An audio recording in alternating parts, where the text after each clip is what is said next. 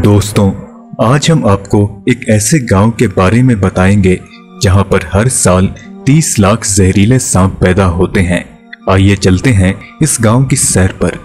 जिस तरह हमारे देश में चिकन और अंडों के लिए पोल्ट्री फार्मिंग की जाती है, उसी प्रकार चाइना के जिसीकियाओ नामक गांव में स्नेक फार्मिंग की जाती है। एक अनुमान के मुताबिक इस गांव में साल भर में 30 लाख सांप पैदा होते हैं, जबकि इस गांव की आबादी करीब 1000 है। यानी कि इस गांव में हर एक आदमी के मुकाबले साल भर में 3000 सांप पैदा होते हैं। यहाँ पर पाले जाने वाले सांपों में अजगर, कोबरा और वाइपर जैसे खतरनाक और जहरीले सांप शामिल हैं। स्थानीय लोगों को जिस सांप से सबसे ज्यादा डर लगता है वो है 5 स्टेप स्नेक।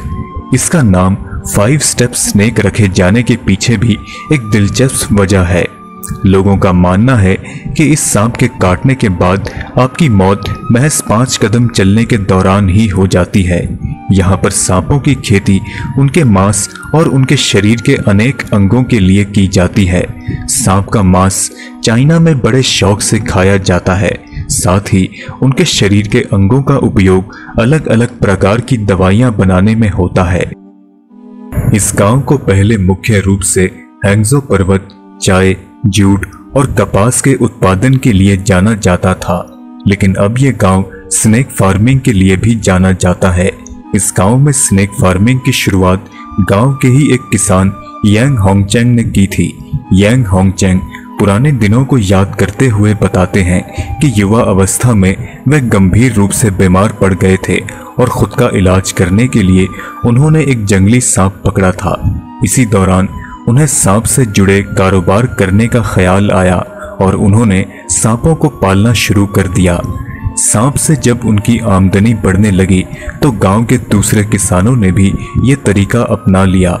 इस छोटे से गांव में करीब 100 से 200 स्नेक फार्म्स हैं, जहां आप लकड़ी और शीशे के छोटे छोटे बक्सों में इन सांपों को बखूबी देख सकते हैं। सांपों को एक जगह से दूसरी जगह प्लास्टिक के थैलों में भरकर भेजा जाता है। सांपों को फार्म हाउस से मीट शॉप ले जाने के बाद सबसे पहले उनका जहर निकाल दिया जाता है और फिर उनका सिर काट दिया जाता है। इसके बाद सांप को काटकर उसका मीट निकाला जाता है।